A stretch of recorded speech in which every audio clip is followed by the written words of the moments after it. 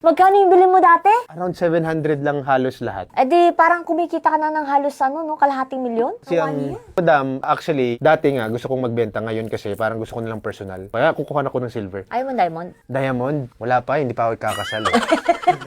Itong ano mo madam, magkano tong usual na ano to? Bentahan niya ngayon is nasa mga 40. 40,000. Okay. Ilan? Ilan nang kukunin ko? Siguro 10. May di bumili ka na lang ng 1 kilo. May 1 kilo din kayo? Oh, Asan? parating pa lang yon. I-pre-order na natin. Okay, sige. Pero yung price baka magbago. Hindi, lalak ko yun. Okay. Sige, yung iba, iano ko na lang muna, i-silver para meron din akong koleksyon na silver din. Pero yung iba, ikakash ko na lang. So, ang total natin is 1,102,500 pesos. Kukuha ko ng lucky number 7. Pito na lang na silver. 7. Okay, minus na lang natin. So, bro, eto na yung cheque mo, ha? ganda. Tawagan mo muna ako, baka mamaya tumalbog yan. Sige. So yun guys, so 822,000 pesos.